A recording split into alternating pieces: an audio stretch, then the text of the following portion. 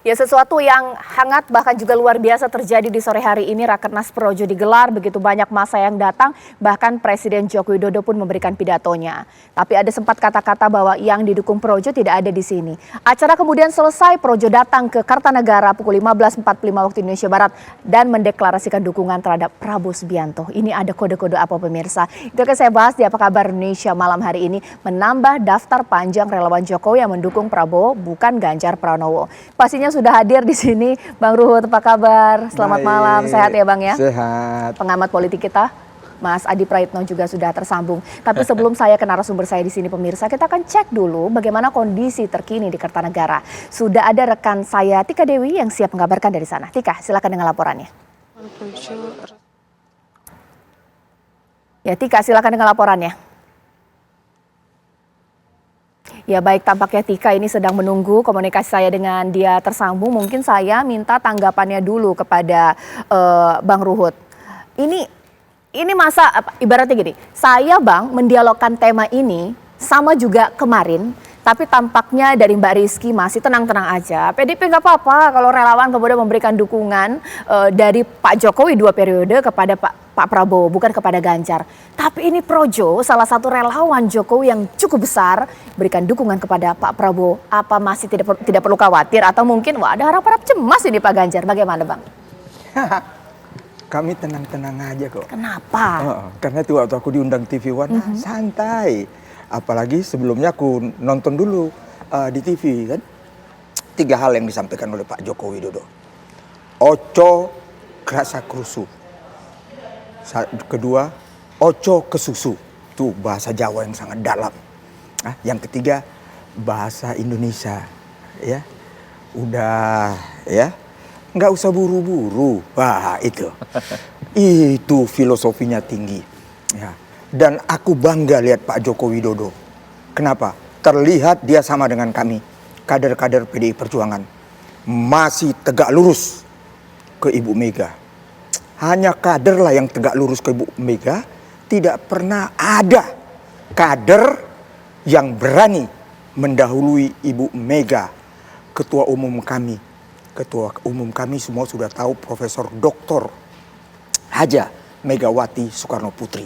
Jadi terlihat di situ, oh dia masih kader. Nah, jadi kami nggak usah khawatir. Tapi ada yang aku lucu. Apa? Tertawa aku nontonnya termehek-mehek. Kenapa termehek? Indonesia Maju. Ketua umumnya sering aku lihat di TV One, di TV-TV. Bajunya, tapi tadi semua pakai baju baru loh. Keren bajunya semua. Ketua-ketua umum partai itu. Mungkin ini akan glory, kan begitu. Akan glory. Kalau kata anak Medan, rasain lu, diayun lu sama Pak Joko Widodo. Itu, diayun semua. Jadi ya kita senyum-senyum aja.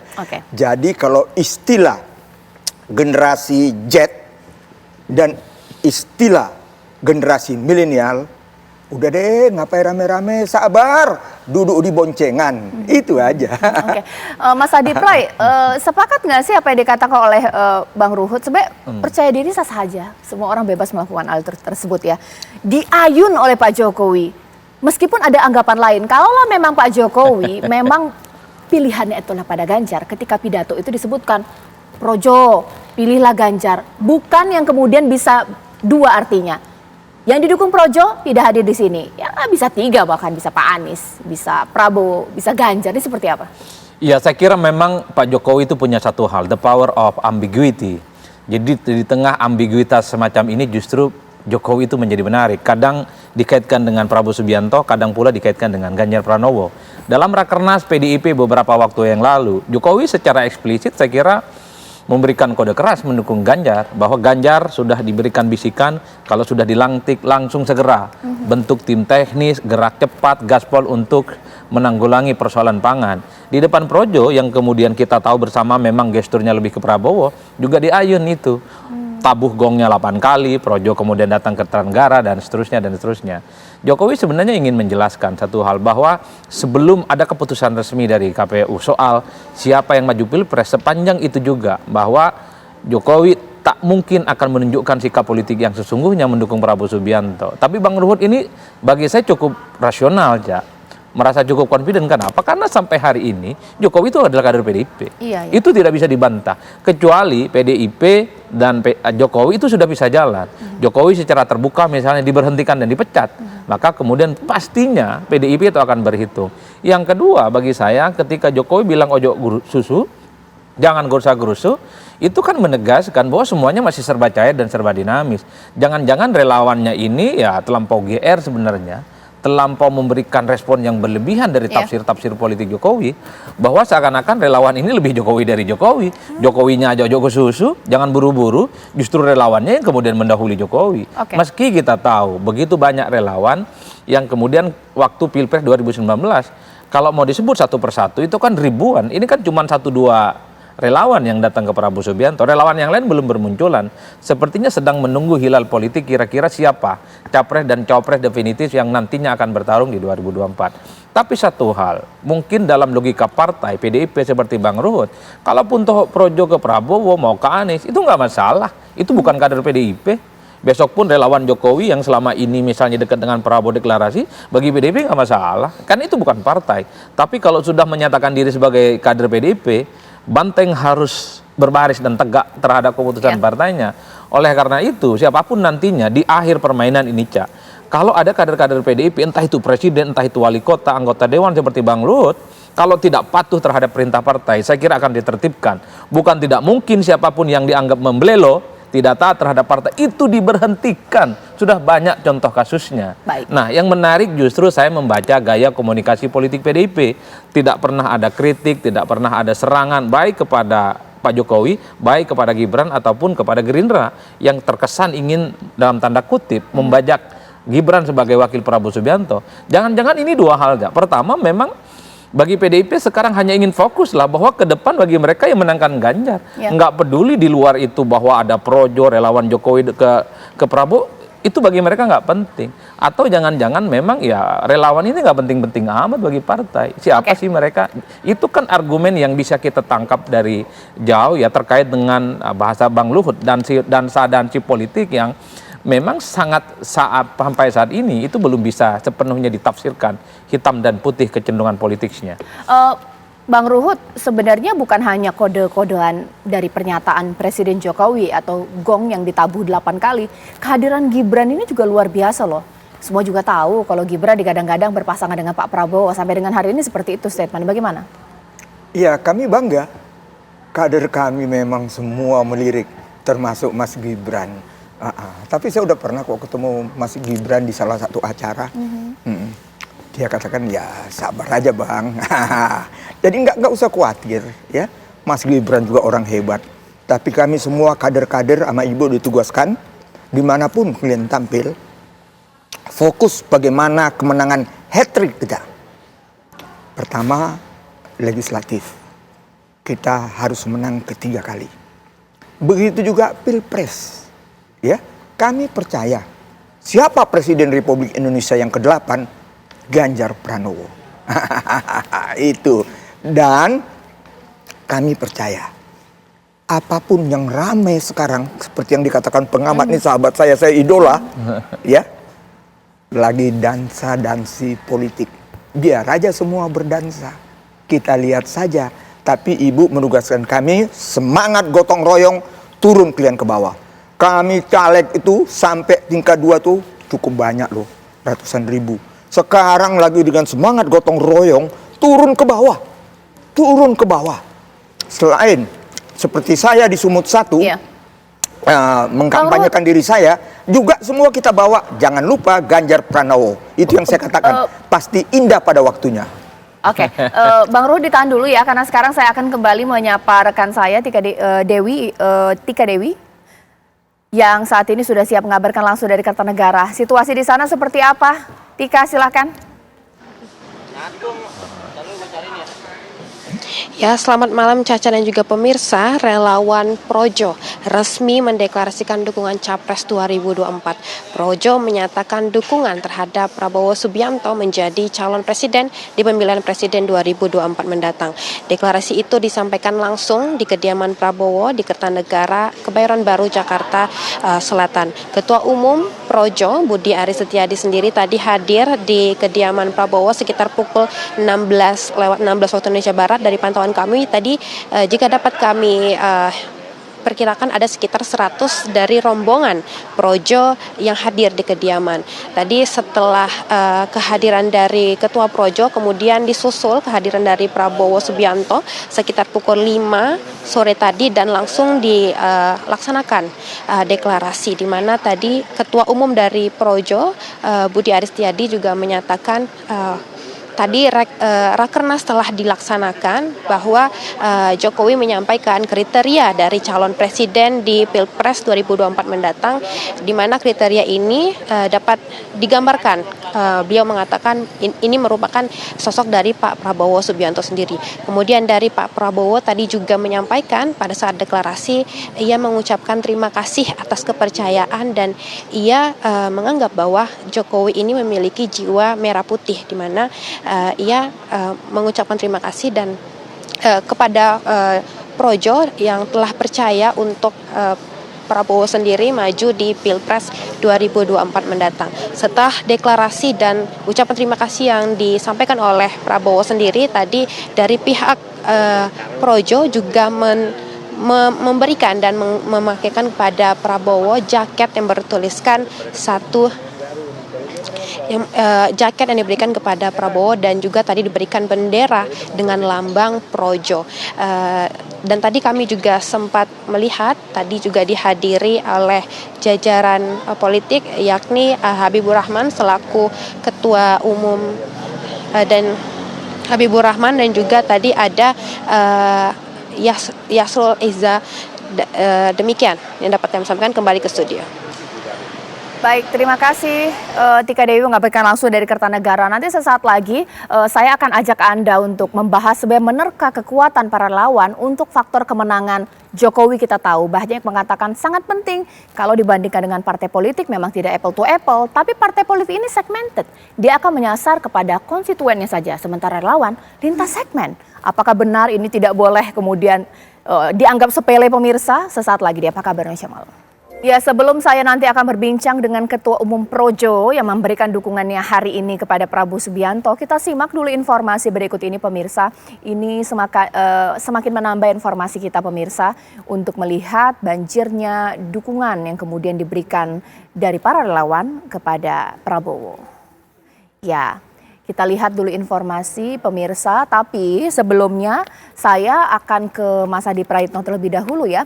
Kalaulah tadi dikatakan bahwa masih ada partai politik yang akan bekerja mengetuk satu-satu pintu masyarakat untuk memilih Ganjar Pranowo, kalau memang masih PDIP dengan banjir dukungan kepada Pak Prabowo.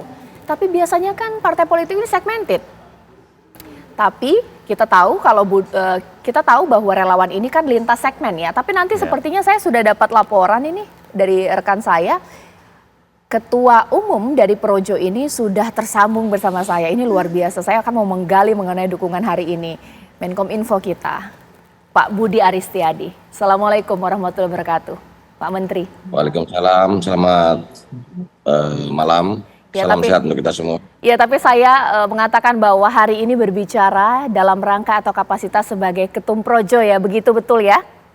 Ya, betul. Baik, langsung saja saya akan tanya, sebenarnya datangnya Projo ke Kertanegara sore hari ini memang sudah direncanakan ataukah karena kode-kode dari pidato Pak Jokowi sore hari ini? Ya, sesuatu yang sudah jelas tidak perlu diperjelas lagi. Karena bagi kami itu sudah jelas, sehingga tidak perlu kami perjelas lagi. Begitu loh. Oke, baik. Sebenarnya apa alasan Projo memberikan dukungan kepada Pak Prabowo? Proses mendukung Pak Prabowo itu bukan proses singkat, bukan diambil keputusan 1-2 orang di Projo, tetapi melalui berbagai mekanisme yang kami lakukan, dari mulai musyawarah rakyat, sampai dengan konferensi-konferensi daerah yang kita lakukan di seluruh Indonesia. Dan kami menangkap aspirasi dari teman-teman Projo seluruh Indonesia adalah bagaimana Projo mendukung Pak Prabowo Subianto sebagai capres pada Pilpres 2024 ke depan. Oke, Pak Budi, sebenarnya untuk sore hari ini memang sudah direncanakan tidak mengundang Ganjar Pranowo kah?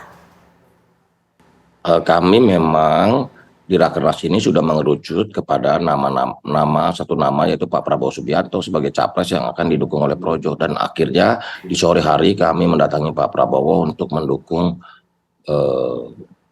Pak Prabowo sebagai capres dukungan atau pilihan Projo pada Pilpres 2024. Pak Budi, di sini ada rekan sejawatnya juga di sini, Bang Ruhut ya. Bang Ya, Ruhut, Mas, ya. satu statement saja, saya tidak mau mengartikan. Sesuatu yang jelas tidak perlu ditanyakan lagi. Apa kalau saya analisis saya mungkin udah jelas kode dari Pak Jokowi itu memang kepada Pak Prabowo. Makanya kemudian Projo langsung ke Kertanegara. Gimana tuh Bang? Kalau saya jelas sama Pak Menteri saya bilang, karena Projo dia jadi menteri. Jadi nggak bisa itu dipisahkan. Ya, enak ya. Bubarkan Projo. Wah, tegas. Udah jadi wamen, tak jadi bubar. Sekarang jadi menteri pula. Sayang cuma jalan 2 tahun, nggak lama. Kepingin juga kali 5 tahun, kan itu saja. Tapi kami kader-kader Ibu Mega mendukung Pak Joko Widodo 2 periode. Ya, 2 periode. Bukan itu yang kami cari. Pengabdian, tegak lurus kepada Bu Mega, tegak lurus kepada partai, itu kami. Apa? Komisaris kami enggak, apalagi menteri. Tapi kami tetap. Bahkan Pak Joko Widodo tetap terus sampai sekarang kami jaga terus. Ya, karena dia kader kami. Dan tadi kami lihat dia betul seorang kader. Dia tegak lurus kepada Ibu Mega. Kalian semua tegak lurus kepada Pak Jokowi. Pak Jokowi tegak lurus kepada Ibu Mega. Jadi keren gak? Jadi kalian baru 1 batu loncatan. Pak Jokowi 2 batu loncatan. Pak Budi boleh dong ditanggapi langsung saja. Itu pilihan politik, karena buat kami semua putusan hari ini kan melalui mekanisme yang panjang. Kita melakukan musyawarah rakyat tadi yang saya sebutkan, konferensi daerah, dan buat kami, hemat kami, biarlah demokrasi kita ini kan menyiratkan pilihan-pilihan. Pak Jokowi juga sudah katakan berbeda pendapat itu biasa, tidak usah dikit-dikit dimusuhin, beda pendapat dimusuhin, akhirnya nggak punya kawan, termasuk dalam berpolitik. Buat kami, kita nggak mau politik ini kita warnai dengan perbedaan yang bertajam. Ini kan kontestasi sesama anak bangsa. Ngapain kita hitam putih melihat sesuatu, nanti malah semuanya dimusuhin jadi sendirian, gitu loh. Karena itulah menurut saya inilah saatnya merangkul. Indonesia ini negara besar, memerlukan modal persatuan nasional, bukan mau menang sendiri, gitu loh. Pak Budi, sudah terbayang tidak Ya. akan bergerak seperti apa nanti untuk memenangkan Pak Prabowo? Karena ada beberapa anggapan dari partai politik, masih ada partai politik nanti akan memenangkan Pak Ganjar. Seakan-akan relawan ini tidak terlalu besar kekuatan menyumbang suara, seperti apa? Kami kan Pak Jokowi sudah katakan bahwa suara rakyat penentu kemenangan dalam 2024. Balik lagi kita kepada suara rakyat. Kami kan sudah merekam melalui mekanisme proses musyawarah rakyat, ada 7 agenda kebangsaan dan 11 program prioritas harapan rakyat yang kami titipkan kepada capres yang kami dukung, yaitu Pak Prabowo Subianto. Begitu. Teman-teman, Bang Luhut dan kawan-kawan mendukung Mas Ganjar, silakan aja, nggak ada masalah. Orang ini kontestasi anak bangsa kok. Ngapain kita mempertajam? Kita yakinkan sama-sama, kita yakinkan rakyat. Begitu loh. Karena bagaimana kita meyakinkan rakyat, bagaimana memilih yang kita dukung, begitu aja. Bang Ruhut, ada hakimnya rakyat.